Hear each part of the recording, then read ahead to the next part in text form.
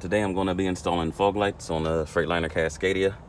Got the lights from eBay, wiring kit from Walmart. It's supposed to be a heavy duty one.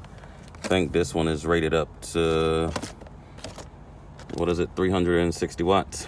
And my fog lights are only at like 280. So, simple kit, simple way to install it. To me, the easiest way is to start from the batteries and then fish the wires throughout the truck. So, this is the harness right here for the fog lights. And it's a little slit right there that'll take you out to your engine bay. Alright, so under the hood, you can see the wire came out, and this is the main channel for all the other wires. So my plan is to run the wire through the frame rail and follow it, drop it down to about right there. I guess bottom of the radiator, and there, as you can see, there's other wires that drop down near the line. So main important part is to make sure you don't put it near anything that's out of course, and of course any moving parts. I'm under the truck now, so you can see what I'm talking about, where this is the wire, the harness, and this is the factory harness that run along the frame rail.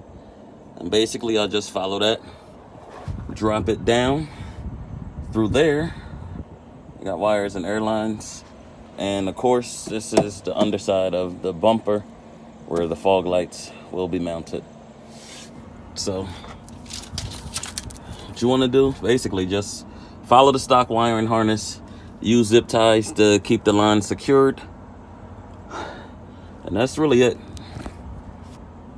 All the wires are ran through the frame rail, and they drop out where I said they would. Now the next step, and a lot of people may think this is the hardest part. How do you get wires inside the cab? Here's my switch. You can see I'm under the hood on the driver's side. If you have a 10-speed, a 13, there's the master cylinder. And we have here, rubber garment, just pop that out. And this hole leads right inside of the cab. So Freightliner did one thing right. Harnesses ran inside the truck. All I did was put a slit in the grommet, push the wire through, and of course, don't reinvent the wheel. Just follow all of your stock wiring. And I like to use the double zig ties.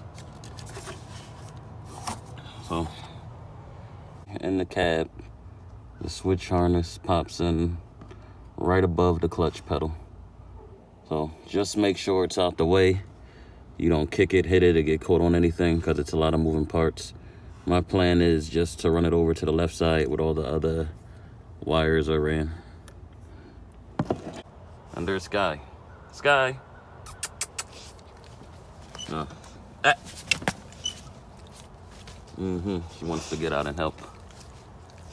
Get a better look to see where my wires are ran. For the fogs, they drop through where the rest of the wire and harness goes and lead you right behind the back of the bumper.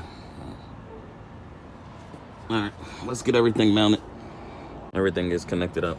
Ran the positive wire, tapped it off to the little distribution block, and ground it over there, and screwed the relay to the, I guess, the splash shield.